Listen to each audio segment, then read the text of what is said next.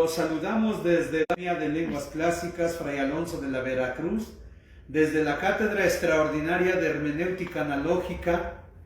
Me encuentro acompañado del maestro Jesús Herrera Aguilar, que nos visita desde Tijuana. Pues él también es un gran amigo y discípulo del doctor Mauricio Belchor Puente. Hoy vamos a hablar de la Cátedra Extraordinaria de Hermenéutica Analógica, de las cátedras de hermenéutica analógica, la recepción que hay en México de la hermenéutica analógica, de la obra de Mauricio Belchor, y también desde México pues para el mundo, porque Mauricio Belchor pues, es un pensador mexicano reconocido mundialmente, autor de más de 200 libros. Aquí hemos presentado algunos. Pues está aquí con nosotros el maestro Jesús Herrera. Buenos días, Juvenal. Muchas gracias por este espacio que siempre me has recibido pues con mucha atención y pues el apoyo también, ¿verdad? Para estar pues al tanto de la obra del doctor Mauricio Belchor. Y qué bueno que pues exista siempre aquí en la academia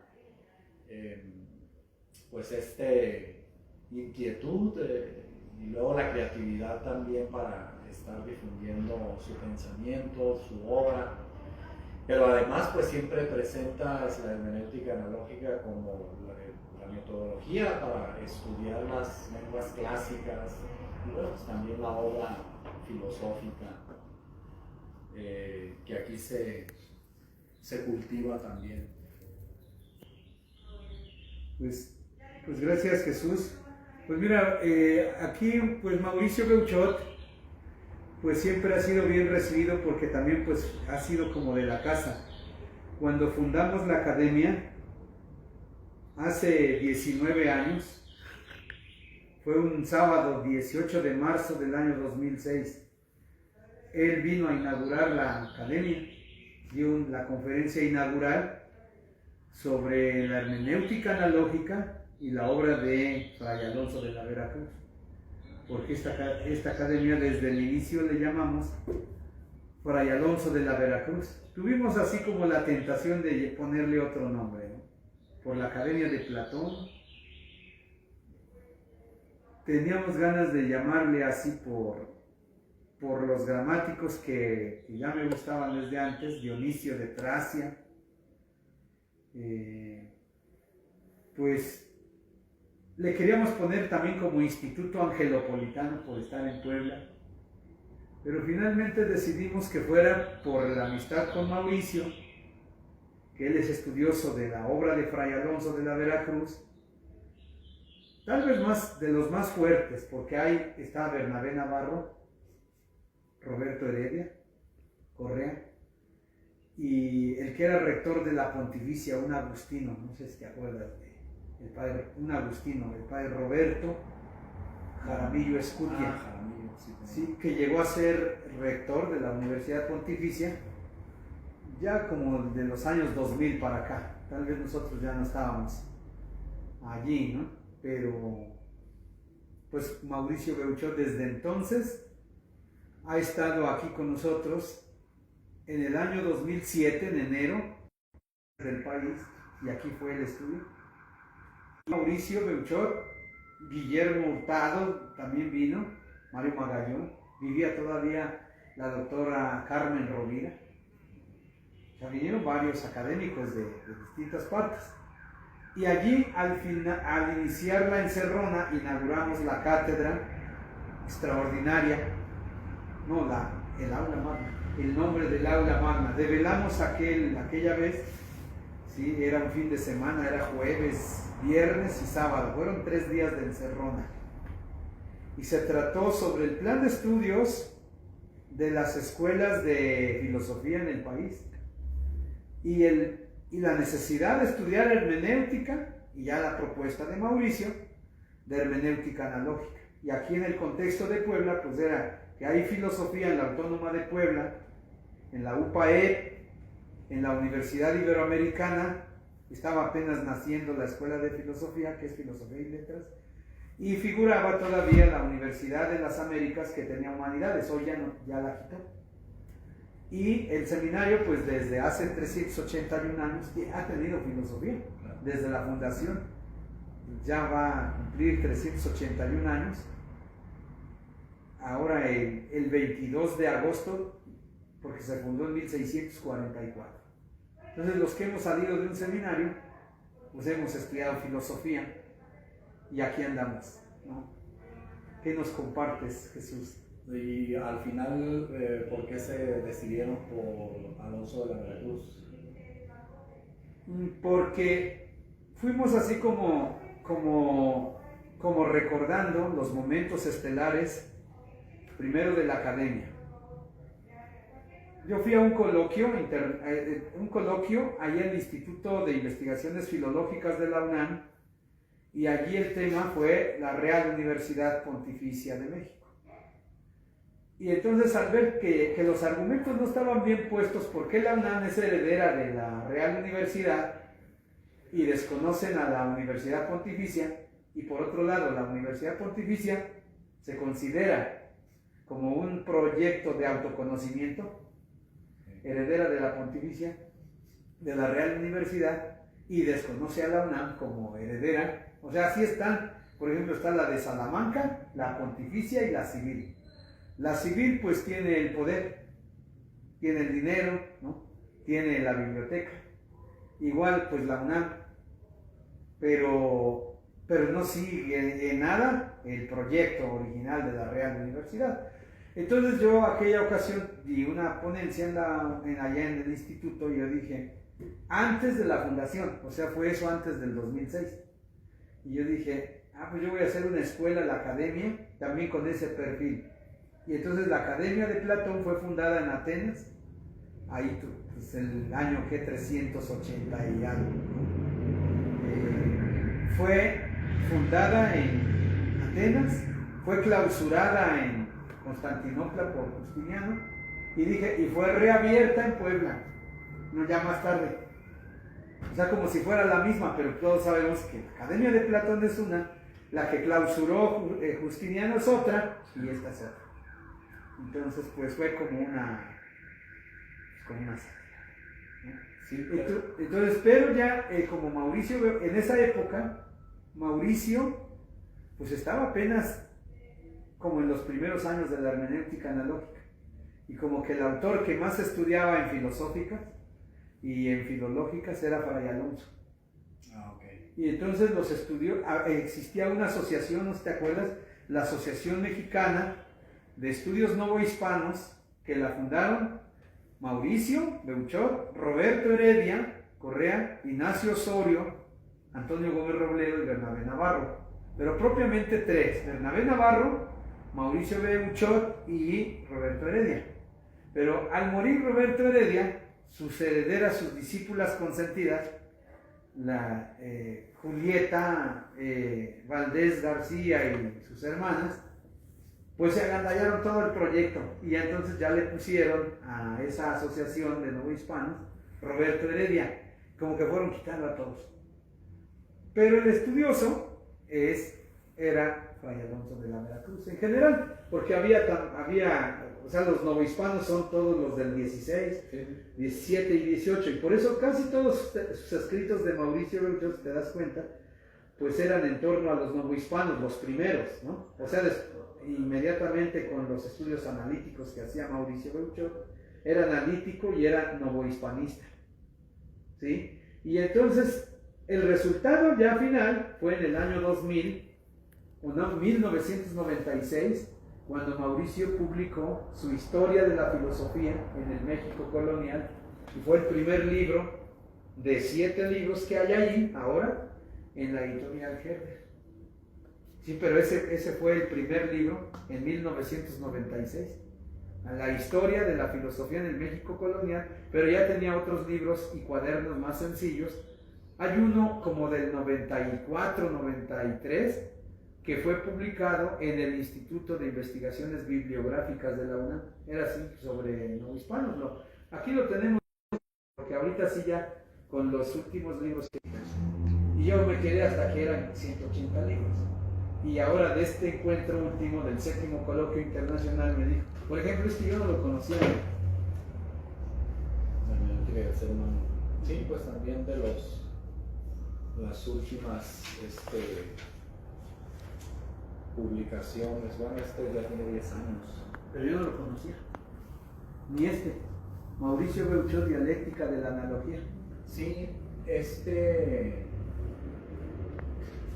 viene del 16 también, creo, para 10 años. Y este es el último que se publicó de Mauricio. Y este no lo conozco. No, lo acaban de sacar. Dialéctica de una primera parte puede decirse que va a ser la base de otros momentos que ha tenido la evolución hermenéutica analógica. Yo hace ver el sentido dialéctico que tiene la analogía. La dialéctica habitualmente pues tenemos en mente a Hegel cuando hablamos de dialéctica. Es como que la idea de dialéctica que primero se impone y se pierde de vista el sentido clásico de la dialéctica, ¿no? Pues, para empezar, el significado pues es diálogo, ¿no? Así surgirá Sí, de diálogos en griego. Así surgirá sobre todo, Sócrates. En las presentaciones y de la mano de la obra del pensamiento de Beuchot siempre hago estas, y este pues es uno de los libros que me ha ayudado a hacer esta precisión. Esta dialéctica original clásica es inclusiva y es lo que busca la hermenéutica analógica y la analogía en sí misma. Y la dialéctica moderna, sobre todo pues esa que termina madurando Hegel, es exclusiva, muy ilustrada por pues esa expresión en las presentaciones, valga la redundancia, que luego para enseñar a Hegel hacemos, de la metáfora del esclavo y el amo. El amo no puede dejar de ser amo sin el esclavo y el esclavo no va a dejar de ser esclavo sin el amo, y por eso es una relación necesaria para que siga dándose la dialéctica, pero es exclusiva. Porque podemos hacer una lectura de un Hegel que hace una síntesis distinta a la que quiso hacer Kant de la modernidad. Como que al mismo Hegel no le gustó, ¿no?, esa conclusión kantiana de que podemos acceder al fenómeno pero no al noumeno, y luego Hegel pues quiere hacer ver, en términos kantianos se podría decir, al noumeno en el mismo fenómeno, y no sé hasta dónde pues, se pueda precisar también que esa dialéctica exclusiva que sabemos desde Hegel quiere ser también una lectura de la actitud que siempre se tuvo en la modernidad, precisamente pues exclusiva, ¿no? Y pues su polo de gran madurez pues va a ser después ese cientificismo, esa filosofía analítica que en términos de Beuchot pues quiere decir con el univocismo. Y toda esta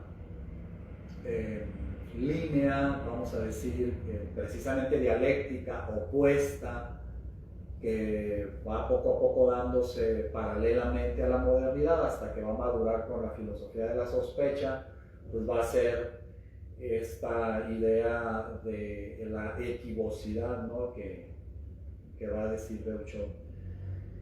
Y bueno, sigue haciendo dialéctica, pero ahora en un sentido inclusivo, ¿no?, para poder hacer que pues la filosofía avance, porque es constante la reiteración de que hay una trabazón, ¿no?, de la filosofía. Por eso este libro pues, es fundamental. Ya antes de que se publicara lo venía anunciando, la idea de hacer ver la analogía como dialéctica, que muchos, no traigo ahorita en mente los filósofos que se lo referían a él, es que es muy dialéctica la analogía, y con base en ese diálogo pues es que surge esta obra, ¿no? Muy importante, sobre todo en la cuestión metodológica, que es la parte más fina, más cara de la hermenéutica analógica. Lo publicó en la editorial Paidós. En Paidós. Sí, ahí tiene varios libros. Sí. Pues bueno, yo lo comencé a estudiar desde 1997, y el libro con el que entré a la hermenéutica analógica fue con el de Perfiles Esenciales de Hermenéutica Analógica, que publicó en ese año. En ese año era su año sabático, y yo estaba en la Universidad Pontificia entonces de México, junto con Mota, con Arturo Mota, y mi otro compañero, González Trejo. Él es sacerdote, el padre González Trejo, ahorita se me fue su nombre. Entonces era él el sacerdote operario. Ya luego se pasó a la arquidiócesis, se fue a estudiar a Roma, la Gregoriana, ¿sí? Y sigue, o sea, seguimos estudiando la hermenéutica analógica. Pero ya a partir del año 2000, con un proyecto con mi maestro, el doctor Guillermo Hernández Flores, me dice: pienso hacer una obra de Mauricio Beuchot en dos momentos. Dice, desde 1950, desde que él nace, pero ahí como combinándolo con el nacimiento de él y 50 años de filosofía en México. O sea, el contexto es él. Y entonces en torno a él toda la filosofía, desde el existencialismo, 1950 hasta el año 2000. Y dice, y como todavía está joven, o sea, en el año 2000 Mauricio estaba cumpliendo 50 años. Dice, y yo lo veo muy fresco a Mauricio, a sus 50 años. O sea, mi maestro, el doctor Guillermo Hernández, falleció hace 4 años. Pero en el año 2010 publicó ese libro que se llama Propedéutica a la filosofía de Mauricio Beuchot. Y la entrevista que yo le hice a Mauricio, pues desde entonces yo quise publicarla, la publiqué en un libro que se llama Encuentro con Mauricio Beuchot, y finalmente ya la volví a sacar, o sea, completa, en este libro que acabo de publicar, Diálogo con 4 pensadores del siglo XX en México. Pongo a Mauricio Beuchot como centro del trabajo, pero a su maestro, José Rubén Sanabria, y también pongo a otro maestro, Agustino Cortés, y a Guillermo Hernández. O sea que los 4 estudian la analogía, pero cada uno le veo un punto de vista diferente. Entonces, a Mauricio, ahí en la presentación, me acuerdo que en un coloquio internacional de hermenéutica analógica, ahí cuando lo presenté a Mauricio Beuchot en una ponencia, pues yo hice así el desarrollo de esta obra de Mauricio Beuchot, cómo fue entrándole Mauricio Beuchot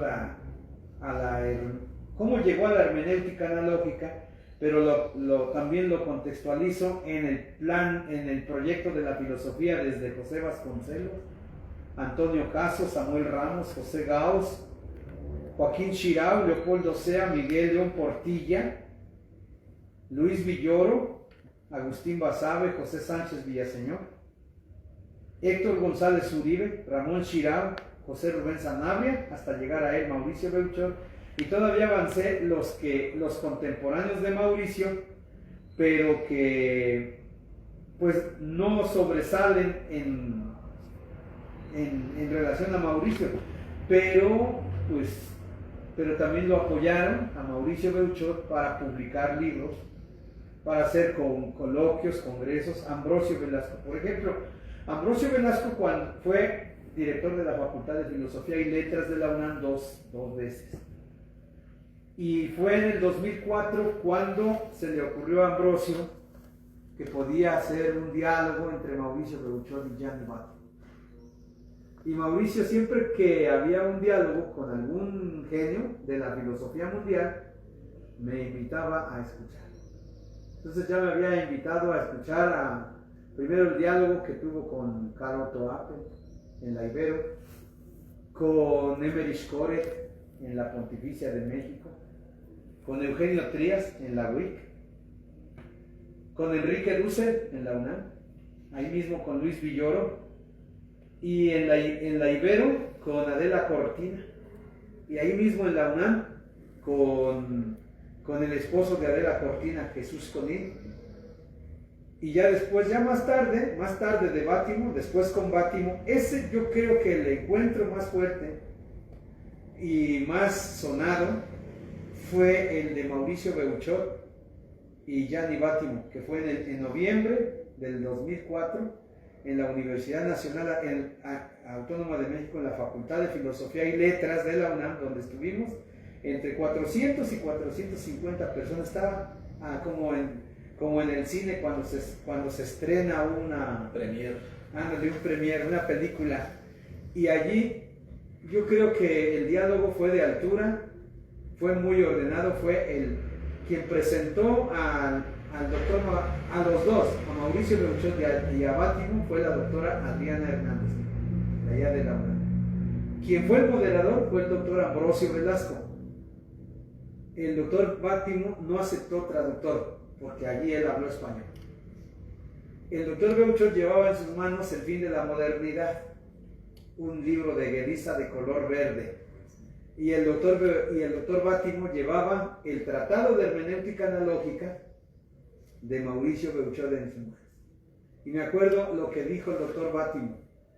Antes de hacer esto, y votó el libro El Tratado de Hermenéutica, como cualquier mexicano, y solamente juzgarlo por ser un sacerdote dominico, lo que hice, me puse a leer el Tratado de Hermenéutica Analógica y fui encontrando semejanzas, diferencias con él, y algunas cosas sí me identifico en su pensamiento.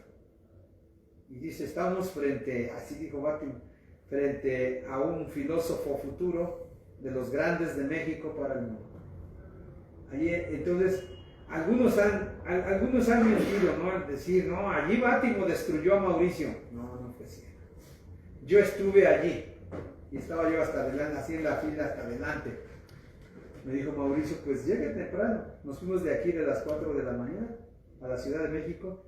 Nosotros llegamos a las 9 de la mañana ahí a la Facultad de Filosofía y Letras. Fue en el Aula Magna, todavía se llamaba el Aula Magna, Fray Alonso de la Veracruz. Le puso el doctor Ambrosio Velasco. Cuando llegó la directora, que le quita. Incluso tienen ahí, si te das cuenta, está el busto de Fray Alonso ahí en la UNAM, en la Facultad de Filosofía, el que estuvo en la Real Universidad Pontificia de México. Y cuando vino Ambrosio, pues vio a Fray Alonso aquí, allá está Fray Alonso en el busto. El busto que está allá lo hizo el escultor Ernesto Regal. Entonces, bueno, en este libro yo lo presenté como filósofo analítico, en la introducción a la entrevista, como filósofo analítico, como filósofo novohispanista, como historiador de la filosofía en México, también como un estudioso de la filosofía latinoamericana, tal vez no con la visión de Sea, ni todos los latinoamericanistas como la gente de Leopoldo Sea, Mario Magallón, por ejemplo. Desde 1990, mira, ya te dejo la palabra. Hay un momento en que fue en Jalapa la reunión, como en el 2002, por ahí. Y me dice Mauricio, si es que puedes, pues acompáñame a Jalapa. Voy a ir a un coloquio nacional de filosofía que se llama de estudios de género, sexualidad y multiculturalidad. Y ahí llegó Graciela Hierro. Estaba Graciela Hierro, pues es la matrona de todo el feminismo filosófico en México, pues de las fundadoras del proyecto en la UNAM. Y entonces apenas se comenzaba a estudiar, aquí había unas 2 maestras estudiando los estudios de género en la UNAM. Hoy hay un departamento ya completo, hasta posgrados, hasta doctorado para hacer esos estudios. Y le dijo a Mauricio, yo estaba ahí con Mauricio, y le dijo Graciela Hierro: oye Mauricio,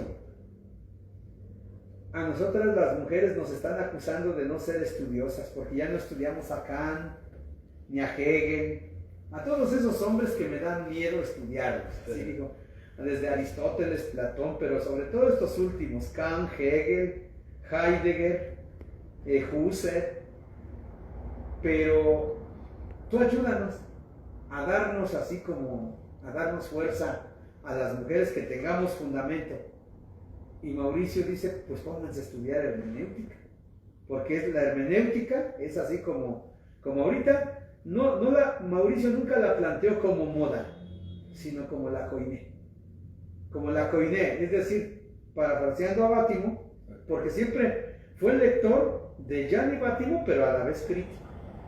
Así como yo lo vi allí, no se refirió en ese diálogo entre Mauricio Beuchot y Gianni Bátimo, ni Bátimo se dedicó a elogiar a Mauricio y viceversa, sino exponía Mauricio a Bátimo y lo criticaba, y Bátimo exponía a Mauricio y lo criticaba. Pero fue un diálogo de mucha altura académica. Y ya después, ya en esos años, conocí a José María Mardones por Mauricio Beuchot. O sea, quiere decir que si yo hablo de Mauricio Beuchot y de la hermenéutica analógica en la academia, lo tengo que hacer porque Mauricio propiamente fue el que me llevó casi de la mano hacia todo este pensamiento, los filósofos vivos. En realidad, cuando traje a Carlos Díaz aquí a la academia, fue también impulsado por la amistad con Mauricio Beuchot. No tanto porque me hubiera gustado traer a Carlos Díaz y que hablara del personalismo comunitario aquí en la academia, ¿no? Pero pues la pregunta de Carlos Díaz fue muy fea, ¿no? ¿A quién quieres más, a Mauricio o a Carlos Díaz? Pues, yo dije, pues Mauricio siempre va a ser mi maestro, mi amigo. Es el maestro de casa. Sí, es el... Así entonces, de entrada y fundador de todo este proyecto que tienes, ¿no? Sí. Sí, pues digo, regresando a lo que comentaba de este libro, que dices que no lo tenías por ahí previsto, en la cuestión metodológica, pues es la primer gran madurez que ha tenido la evolución de la hermenéutica analógica. Son diversas las facetas. Por ahí alguien escribe que dice el dicho que el que mucho abarca poco aprieta, pero en el caso de Mauricio Beuchot no aplica el dicho, porque es la excepción. Es la excepción. Las distintas áreas que maneja, las maneja bien y de un modo metodológicamente muy, muy completo, en el sentido de que te toma de la mano para que sepas cuál es el mapa de ese mundo al que te quieres meter, ya sea la lógica, ya sea la filosofía analítica, ya sea la filosofía novohispana, que lo tomó como una vocación de Beuchot gracias a Leopoldo Sea, que en algún momento le dijo: si quiere hacer algo por México, dedíquese a la novohispana, porque no cualquiera, prácticamente.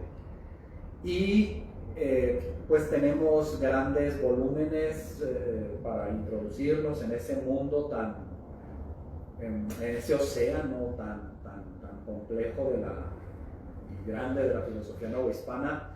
Pero vuelvo a lo que comentaba, si en este caso filosofía novohispana se trata, pues nos está haciendo ver en la vasta obra que tiene quiénes son los pilares. Y por otro lado, es una obra que nos ayuda a hacer muy bien la síntesis, porque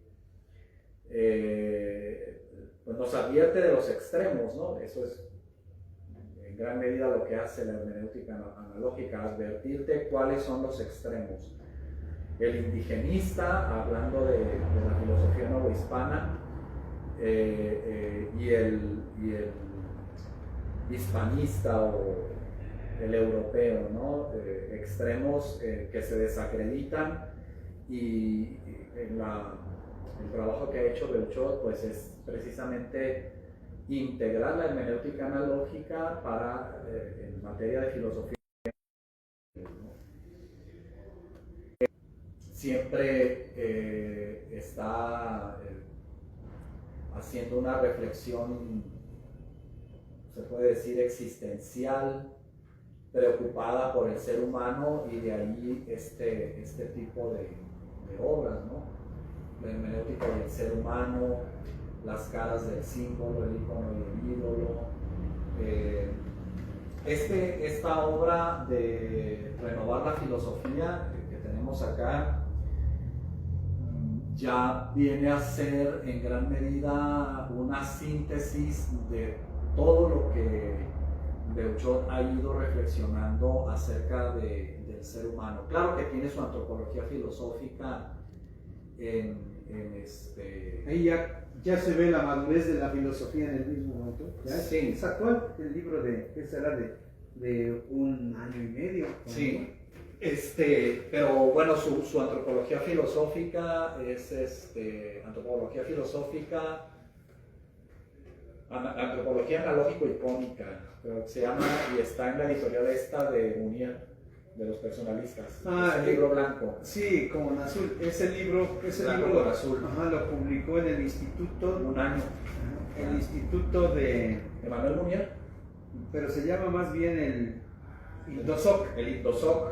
El Instituto Mexicano de Doctrina Social Cristiana. Sí, y allí pues tiene lo que es la síntesis de la antropología filosófica clásica, aristotélico-tomista, agustiniana, la idea del ser humano que se expone, por ejemplo, en un Roger Bernot como alguien que tiene inteligencia y voluntad, y de ahí la libertad, etc. Pero pues ya con un lenguaje más psicoanalítico, al hablar, por ejemplo, de esta psicología racional, y luego pues a estas facultades, ahí ya las maneja como intencionalidades, pues al trasluz de la fenomenología, que pues es la que aplica al final del día Freud para hablar del ser humano.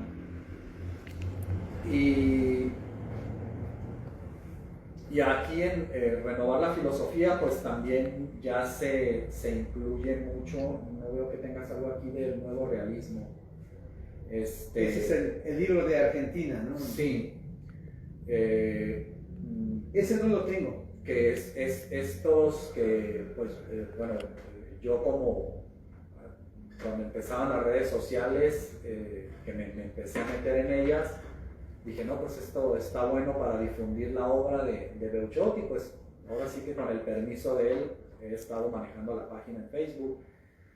Y ahorita lo que más he estado difundiendo es, así se llama la obra, El Nuevo Realismo y su Hermenéutica, que lo publicó allá, es José Luis Jerez, ¿no? Sí, a él le interesó mucho a José Luis Jerez desde hace como unos 15 años, que comenzó a acercarse a Mauricio Beuchot. Es un filósofo joven argentino. Es que te decía ayer, cuando más tiene 58 años. Ajá. Y le interesó mucho el tema del realismo, pero fue en el encuentro de Mauricio Beuchot con Mauricio Ferraris. Y es que el nuevo realismo, porque el otro libro, donde más bien es en coautoría Beuchot con Jerez, yo veo que Jerez capta muy bien que los límites que le hace ver Beuchot a la filosofía, pues a los clásicos, ¿no? Modernos, o bueno, desde la antigüedad, se sale de esa actitud pues de descartar, ¿no? Llega sobre todo, pues es el gran vicio de la modernidad, llega un Descartes, ¿verdad?, como padre de la modernidad, luego llegará, no sé, un Spinoza, y siempre se les anda presentando como pensadores que echan a un lado al anterior. Y metodológicamente Beuchot pues hace ver alcances y límites, y luego en el límite como haciendo ver qué le faltó y tal vez qué pudo dar este pensador, pero pues ya no le alcanzó la vida, ¿no? Y es un modo ya muy distinto de saber estudiar a los pensadores, es una actitud totalmente distinta. Y eso, esa es la lectura que yo hago de cómo presenta Jerez la hermenéutica analógica como nuevo realismo. Pero ya Beuchot, al hablar de de la hermenéutica y su, ¿cómo que se llamaba? La hermenéutica, el nuevo realismo y su hermenéutica, ya comienza por hacer notar estos detalles de los pensadores, ¿no? Y siempre con una preocupación por el ser humano. Y ahí es donde está también esta vertiente personalista de la hermenéutica analógica. De manera que, bueno, al que yo más expongo para hacer ver origen, la evolución del personalismo, pues es a Burgos y Carlos Díaz. ¿Dónde está el viraje que da la filosofía gracias al personalismo? Pues en esa preocupación por el ser humano, y es una preocupación ética. ¿Por qué? Pues porque nos quedamos instalados en el conocimiento nada más, ¿no?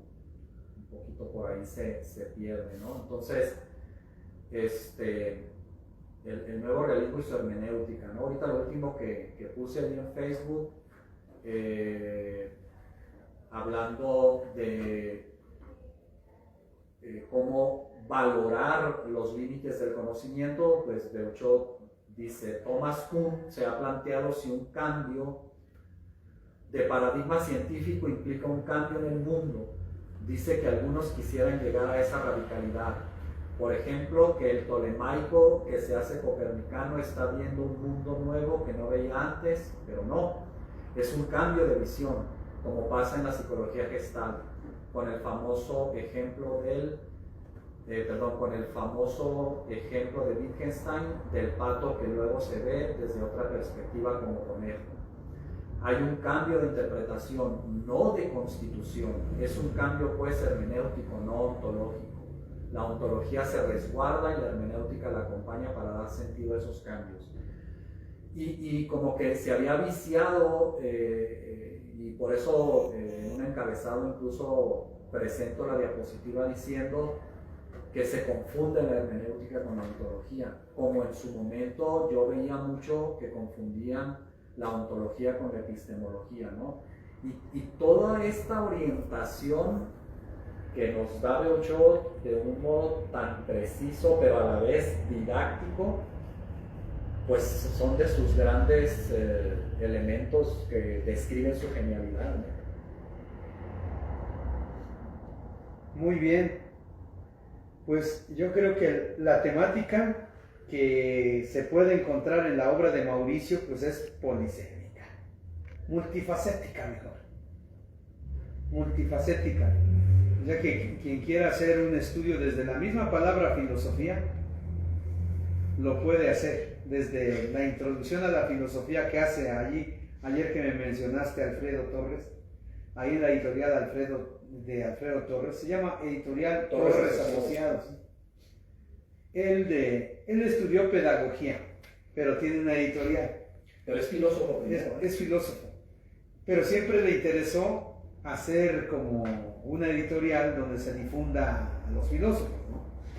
Y la amistad que tiene con Mauricio, pues siempre... Y además tiene contacto directo con las prepas. Ahí es donde difunde la obra de Mauricio. Sí. Pero yo creo que Mauricio siempre se autodefine como un filósofo. Aun cuando, como hermeneuta análogo, pues él hizo la síntesis, hizo la obra, la hermenéutica analógica. ¿Sí? También ha habido intentos de que se la quieran quitar. ¿Sí? El mismo Dussel, alguna vez, sí quiso decir, no, pues, sí, y porque él decía que era la misma hermenéutica diacrónica de él que la analógica. Y Mauricio dice, no se sostiene. Entonces, pero más bien, Enrique siempre fue celoso, porque Mauricio es joven para él. Sí. Y Enrique estaba acostumbrado a aquel, como ese niño caprichoso, ¿no?, de las familias, que lo quiere tener todo.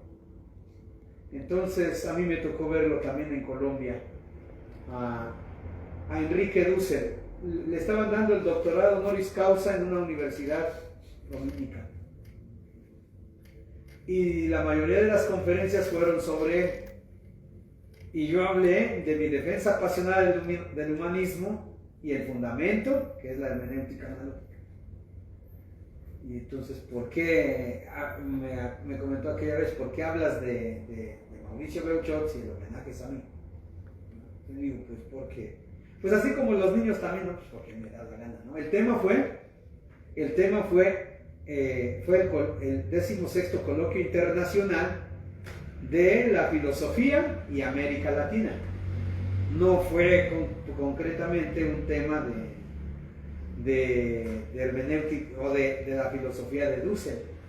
Pero ahí yo llevaba una ponencia basada en esta entrevista y pues yo dije allí, pues Mauricio Beuchot es de los filósofos vivos más activos, o sea, su filosofía es muy activa.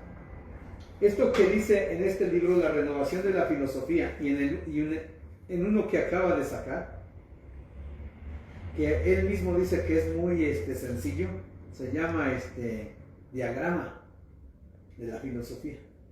Eso está lo sacó en el seminario de los padres dominicos, ¿no?, ahí en León.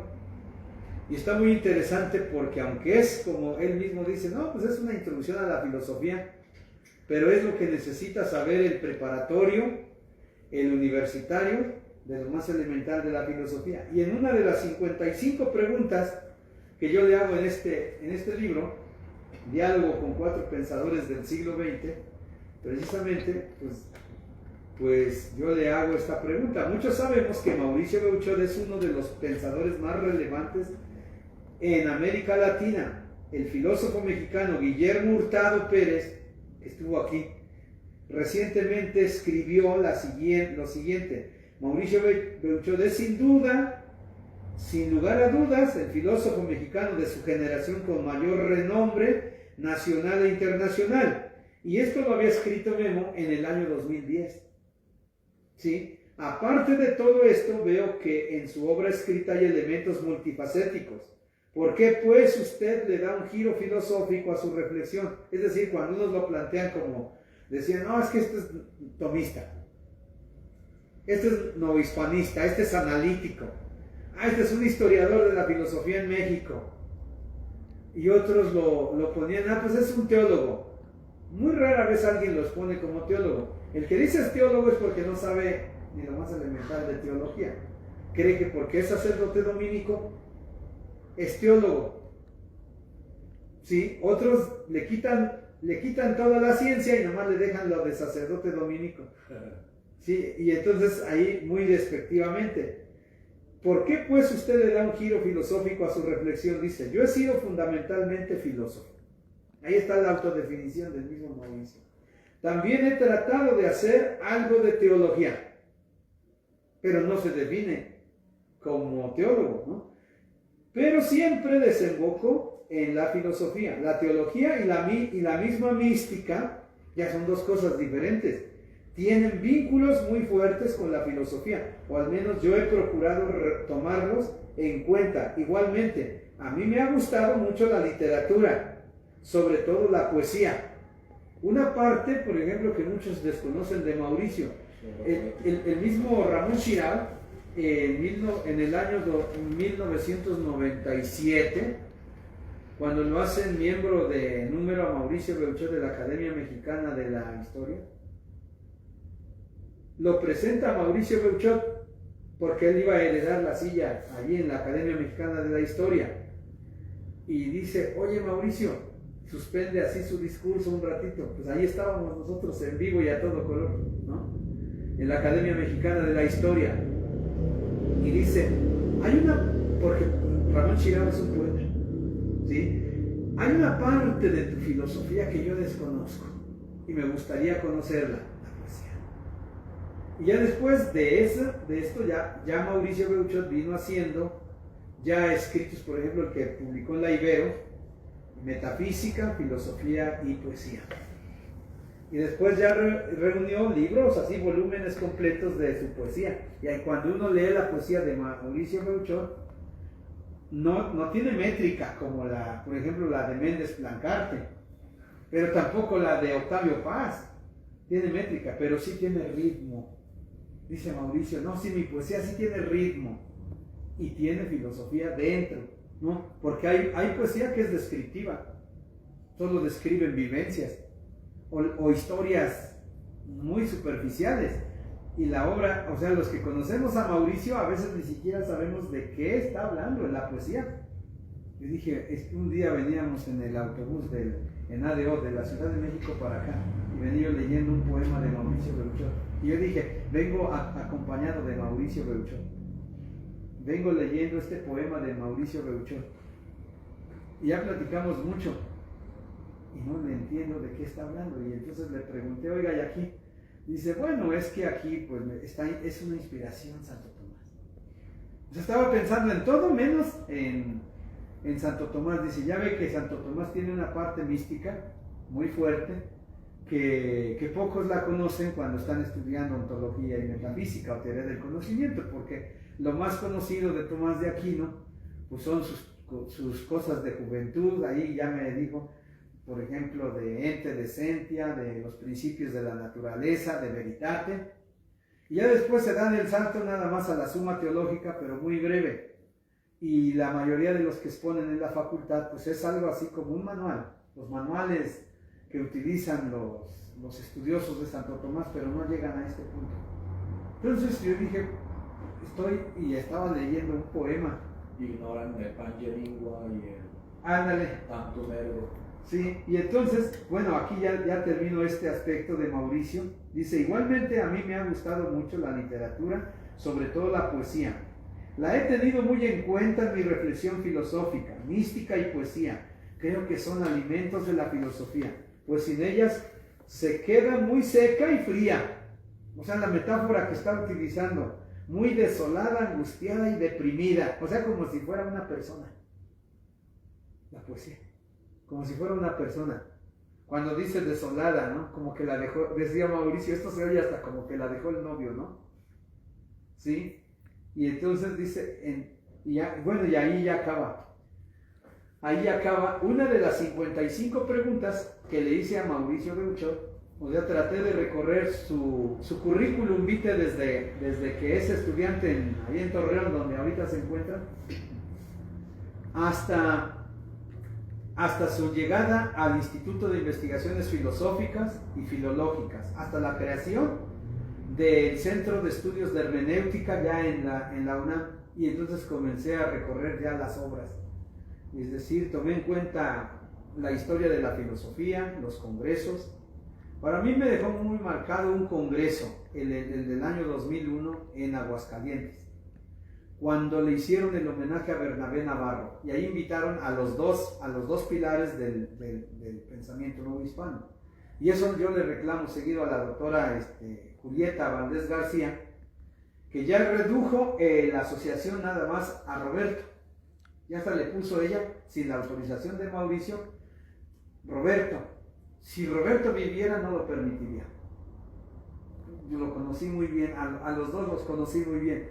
Y ahí Roberto presentó a Bernabé Navarro, el latinista. El humanista, el latinista. Y Mauricio Beuchot presentó la teoría del conocimiento de Bernabé Navarro. Y entonces, y en realidad la obra es tanto la latina, la latinista, como la filosofía, es Fray Alonso de la Veracruz. O sea, lo que está en el fondo del pensamiento de Bernabé Navarro. Y estuvo muy interesante esto, ¿no? Eso fue en la Universidad de Aguascalientes, ya una universidad moderna, sí, ya moderna, nueva, y un auditorio muy, muy bonito. Allí se llenó, ¿sí? Ahí se llenó. Ahí entonces todavía no era político uno que está en Morena, que es senador, era abogado, era profesor de la UNAM, pero era de Zacatecas. Todavía ahí llegó. No hablaba de estos temas politizados, pero Mauricio allí expuso muy bien el pensamiento de Bernabé Navarro. Y allí pues fue el tema de los novohispanos. Por eso también le pregunto sobre los novohispanos y Mauricio dice concretamente quiénes fundaron la asociación y los estudios de novohispanos. Incluso él dice quién lo llevó a la UNAM. Porque una de las preguntas siempre ha existido, ¿no? La curiosidad, ¿no? ¿Por qué un cura en la UNAM? Cuando le preguntan en el año 2000, el doctor Napoleón Conde, ¿qué hace un cura en la UNAM? Y entonces él, por un lado, habla ya de su trabajo en la UNAM, desde el 79 al 2000, ya son muchos años, ¿eh? Sí. 21 años. Pero por otro lado, él dice la invitación de Antonio Gómez Robledo. Había muchos documentos de la Nueva España, de los 3 siglos, en latín. Y necesitaban un sacerdote que tuviera 3 cualidades. Una, que fuera joven, porque iba a pasar muchos años. Que supiera latín y que fuera doctor. Entonces había varios, ¿no? Que tenían doctorado, pero ya estaban viejitos. Y decía Antonio Gómez Robledo, no, pues se van a morir de frío aquí en el archivo, ¿no? Entonces les va a dar un escalofrío y ahí ya no se cumple la obra. Ahora, había varios que sabían latín, pero no tenían doctorado. Y además otra virtud, y que supiera Santo Tomás.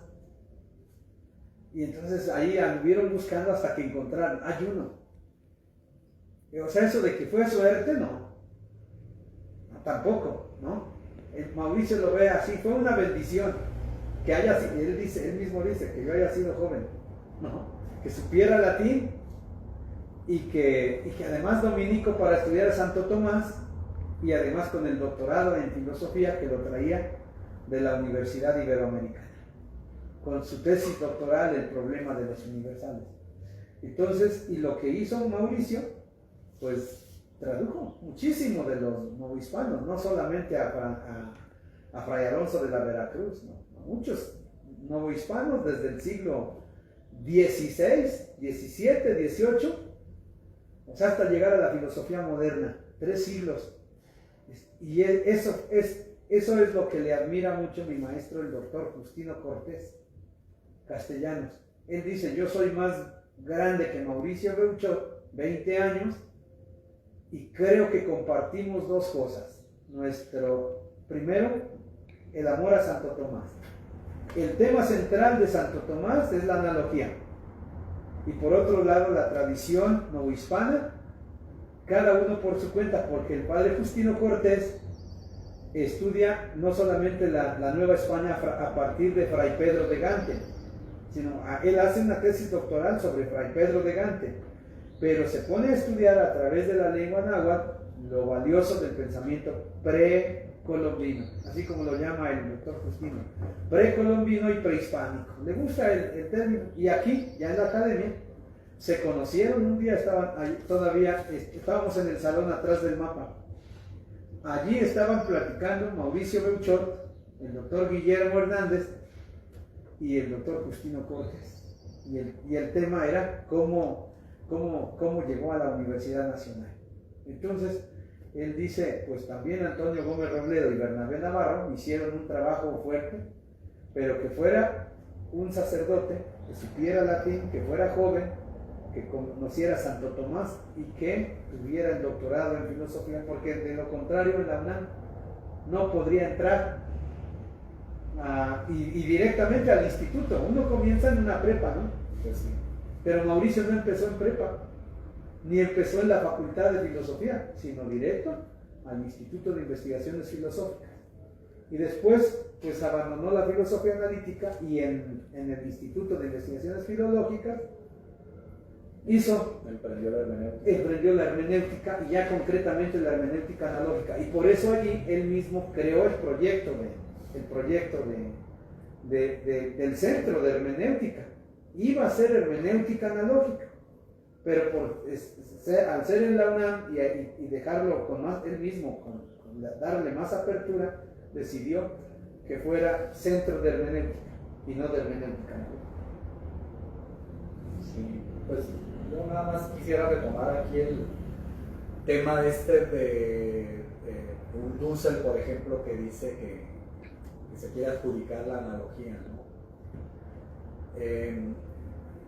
Y es porque es otra de las características del trabajo de Mauricio de Ochoa.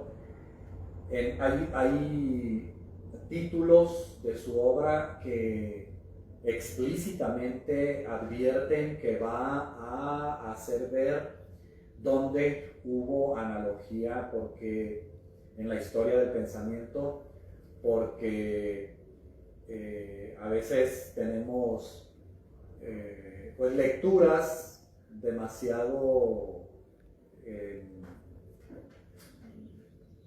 se han hecho hasta dogmas, ¿no? El modo de leer a algún filósofo. Por ejemplo, Heráclito, incluso es típico que lo tomen como un pensador y agarrándose del apodo, ¿no? El oscuro. ¿Por qué oscuro? Pues porque no se sabe bien a bien qué quiere decir. Por ahí dice alguien es que no quería que lo entendiera la plebe, etc. Pero bueno, hay otra obra de las que también he estado ahorita citando, ahí en la página de él, Hermenéutica Analógica y Ontología del CIDEM de Cuernavaca. Es una obra que publicó en 2013, donde presenta un modo de ver analógicamente a Heráclito. Al propio Heráclito lo llaman el oscuro por la dificultad de su pensamiento, pero no era una oscuridad equivocista que brotara de un deliberado intento de no ser comprendido, sino que surgía de la misma dificultad de su mensaje. De este modo era un claroscuro analógico. Más bien, de alguna forma, Heráclito es uno de los padres de la analogía junto con los pitagóricos. Suele vérselo como equivocista, sostenedor del puro devenir como flujo incesante sin sustento. Es la lectura más manejada de Heráclito. Pero no, porque para él dicho fluir tiene un sostén, una substancia, una andadura y causa. Tiene una estructura, pues es conducido por el logos. Y es que si se tiene conciencia del significado de la palabra logos, es que se puede profundizar, y si no, no. Que es lo que yo percibo aquí en la reflexión que hace de Ochoa. Sigue diciendo que exige medida y proporción, esto es analogía. El logos es el que le da estructuración, la forma, la sustancia o esencia al devenir. El devenir se da como fuego que se prende y se apaga según medida. Nos hace tener otra apreciación y a la vez profundización, en este caso de Heráclito. Y así, en toda su obra, va buscando explícitamente lo que hay en analogía, o por lo menos implícitamente, ¿no? Y esto, al hablar ahora de este último momento de la hermenéutica analógica en el orden del nuevo realismo, pues es un camino que creo yo que es muy seguro, porque va recuperando toda esta tradición, toda esta entrega del pensamiento, ¿no? Para que esto se siga desarrollando, para que ya en el trabajo cotidiano de la enseñanza de la filosofía, pues también vaya dándose también ese cambio de actitud, ¿no? No nada más una exposición fría de ideas, de autores, etc. Muchas gracias, Jesús. Y además, por último, mira, ¿tú cómo le has llamado a la página de Facebook? Aquí con el... No, Mauricio Beuchot en Facebook. Es que yo quiero, desde hace 2 años he querido hacer una página de Facebook sobre Mauricio Beuchot, pero yo creo que la voy a llamar así. Cátedra extraordinaria, pues sí, queda mejor. Cátedra extraordinaria de hermenéutica analógica, para que Diana lleve esa fotografía. Esa es una de las más bonitas. Se la tomaron en el convento. ¿Te das cuenta? Sí, que también conoces el convento? Brujas. Ajá, es el convento de los padres dominicos en la Ciudad de México, ahí en Coapa. Un convento muy bonito. Sí, y allí la idea es de que publiquemos así fragmentos, así de, pues, bueno, primero de su currículum, y fragmentos de libros, que la gente también conozca, ya que tenemos casi todos los libros aquí en la biblioteca de Mauricio, y también promover la investigación. Hay conozco varias personas que están haciendo doctorado, maestría, licenciatura en la obra de Mauricio. Hay gente que sí, porque se identifica con Mauricio. Hay gente oportunista nada más que quiere, pues... O lo refieren porque está de moda, me decía un amigo. Sí, pero en realidad no saben ni qué, ¿no? Aquí en el coloquio se presentó alguien que dice, él mismo dice, soy una persona non grata. Y quiero ver al doctor Beuchot, y ya le traía un busto, un busto de esos feos, ¿no? Que sacan en 3, ¿cómo le llaman? 3D, como el que me regaló de Marco Aurelio, mi amigo, el maestro Alejandro Romero, ¿no? Y por no se parece, dice, bueno, pero lo hice con cariño. Bueno, órale, pues gracias, ¿no? Pero yo digo, teniendo aquí en la academia un gran escultor, ¿no? El más grande escultor, o de los más grandes que hay en América Latina, y presentarle un busto al doctor Mauricio Beuchot de 3D, como que ahí sí sería como una falta de respeto, ¿no? Los que queremos a Mauricio, por lo menos no vamos a permitir eso. Entonces, y mejor, ahí con calma lo está haciendo el escultor Ernesto Vega, está haciendo el busto de Mauricio Beuchot, y dice que el primer proyecto es hacer como lo hizo, mira, bájalo con cuidado, Manuel. Ese busto de Fray Alonso es de Unicel, es de Unicel, tráelo. Y entonces, claro, es de una fotografía de Fray Alonso, ¿no? Mira. Entonces, así, en ese material quedaría primero, un primer momento, el busto de Mauricio Beuchot de Unicel. Dice, porque cuando lo hizo Ernesto, lo hizo en una... Es un artista, ¿no? Que pinta y talla en madera. Tiene obra en Alemania, en Francia, en Puerto Rico, en la Basílica, ahí tiene a Juan Pablo II, ¿no? Entonces, pues tiene obra, y él mismo se identifica con la hermenéutica analógica. Cuando yo le presenté a Mauricio, le digo, ¿y cuál es el fundamento de tu escultura y de tu pintura? Dice, no, pues ando en busca de esto, por eso quiero conocer al doctor Beuchot. Y cuando fue el diálogo de Mauricio y Gianni Bátimo, le dije a Ernesto, oye, acompáñame a México. Y él hizo una síntesis. Le voy a decir que me mande la caricatura que hizo de Bátimo. Se la dio a Mauricio y a Bátimo. Hizo tres versiones, la que se quedó, la que le dio a Bátimo y la que le dio a Mauricio. El diálogo de Mauricio Beuchot y Bátimo en caricatura. Pero ahí en el momento, mientras estaban hablando, Ernesto con unas tarjetitas de cartulina estaba, y un lápiz solamente ya máquina, ¿no? Entonces cuando él fue el que la aprobó, dice, bueno, no es muy buena, pero para hacer una ilustración de una portada de un libro, un 8. Dice, permite que se publique, porque no quería yo. Y decía el doctor Baruchel, como ves, no me parezco. No sé tú cómo lo ves. No, pues sí se pierde un poquito. Ajá. Le digo, bueno, pero usted es el que más se parece. No, para mí que es el doctor. Ajá, yo le dije al principio y dice él, no, el doctor Guillermo se parece muy bien. Y dice, bueno, dice Mauricio, de los males el menor. Al menos me parezco más yo que el padre Sanabria. El padre Sanabria no se parece a nada, ¿no? Yo sí lo conocí en persona. Tomé clase con él y no era así, todo. No, ahí. No, así no era. Y además, su sonrisa no era así. No. Era, de estatura era muy bajito, tal vez como de 1,45, ¿sí? Sí, era como de 1,45 el doctor Sanabria.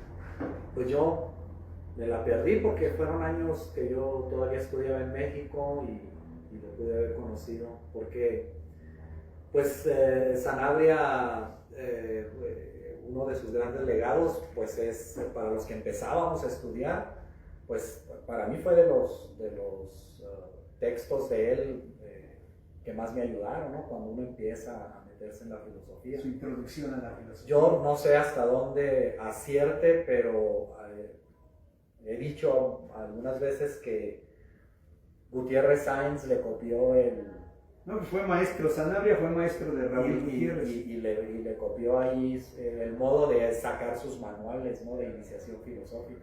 Y las ideas, porque, fíjate, como Sanabria fue alumno de Joseph de Finanz en la Gregoriana, entonces por ejemplo, si uno ve la ética de Raúl Gutiérrez Sáenz y la ética de Sanabria, pues como que Raúl Gutiérrez Sáenz no sabía latín como para estudiar a Joseph de Finanz, y entonces la ética generalis de Joseph de Finanz todavía no estaba publicada en italiano ni en francés, entonces nada más era en puro latín.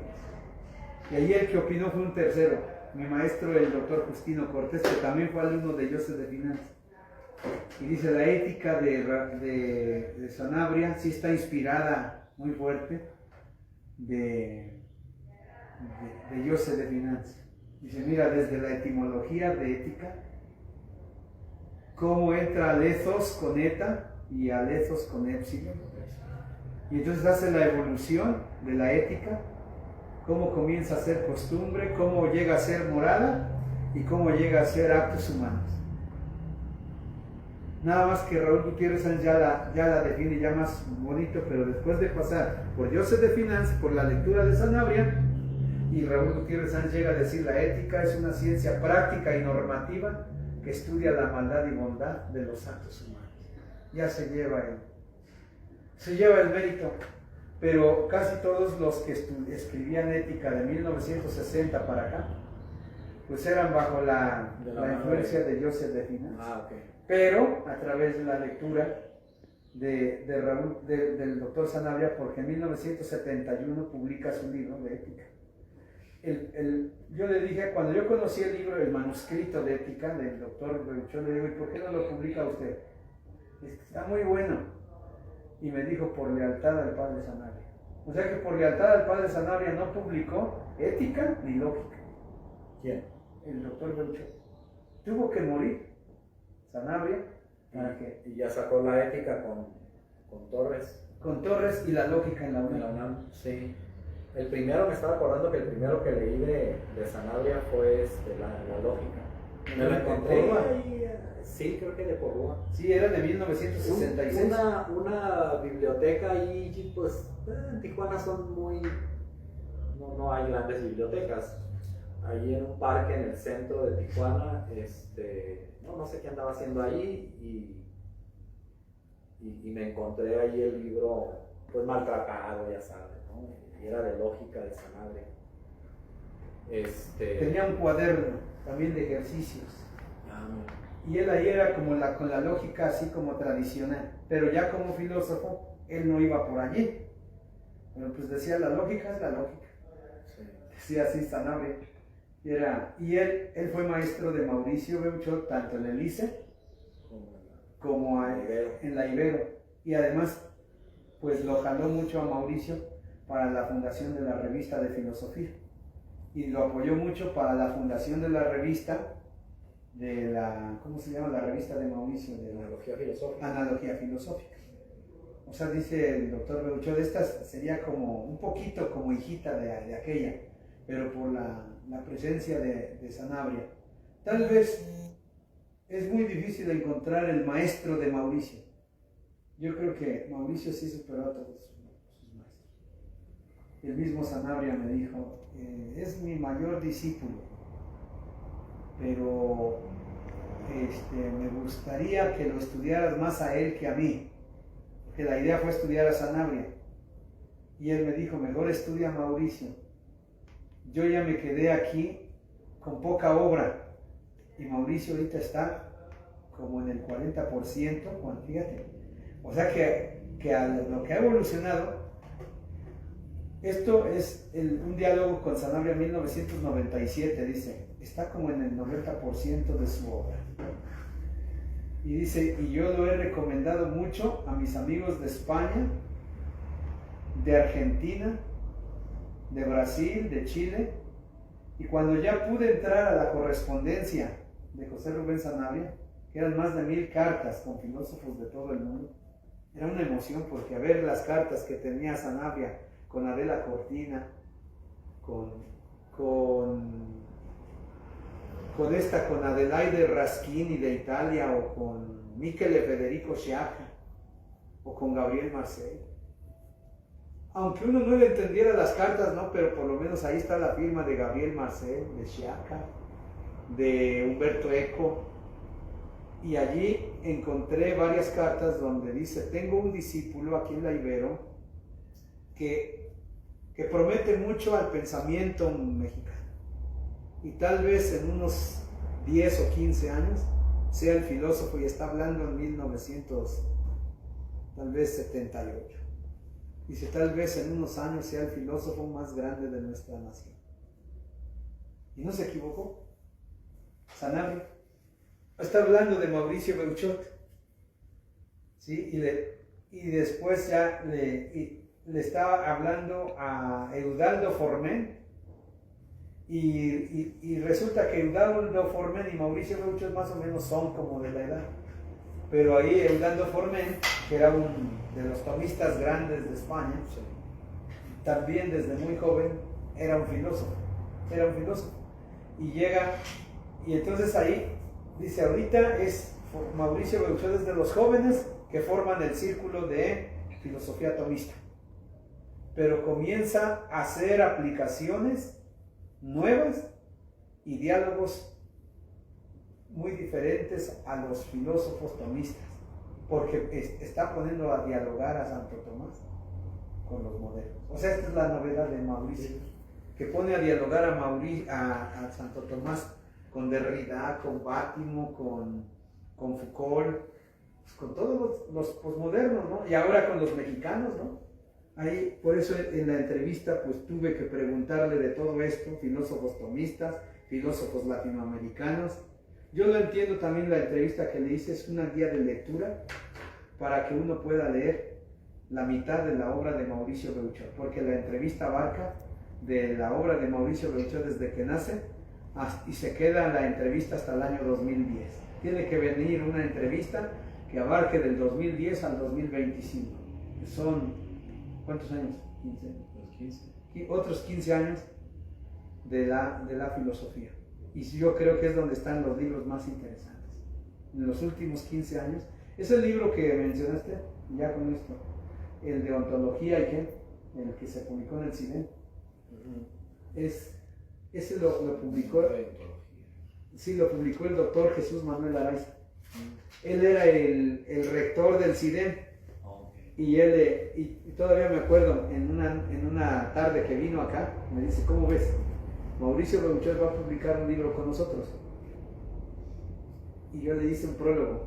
Me dice, a ver, ve mi prólogo. Era una hojita nada más. Es una hojita, o media hoja. Le digo, solo eso dijiste del libro. Dice, pero lo presento. Dice, es que el prólogo no es un resumen. Es un pensamiento antes del libro. Sí, porque como Araiza es un gran helenista, dice, ¿qué quiere decir prólogo? Prólogos. Decir antes de logos. O sea, decir una palabra antes de la obra. Así que me dice, amigo, no me juzgues. Y además yo soy el rector y yo aprobé la publicación del libro de Mauricio. Por lo tanto, en la presentación que vamos a hacer en el CIDEN, tú no tienes que faltar. Entonces, ese día yo suspendí mis clases de aquí de Puebla y me fui al CIDEN, ahí donde presentaron, tal vez sería como el 2013 o... Sí, pues es el 13 libro. Pues bueno, muchas gracias. Gracias a ti, Jesús. Y invitamos a la gente que nos ve, que vengan a comprar los libros de Mauricio. Tenemos más o menos como 50 libros diferentes. Así que pueden comprar libros, el más caro cuesta 250 y el más barato de esos libros cuesta 150 pesos. Así que no los damos a precio alto y libros muy interesantes. Accesibles. Pues muchas gracias y aquí terminamos y ahorita continuamos la clase de latín, ¿sí? Vale, muchas gracias.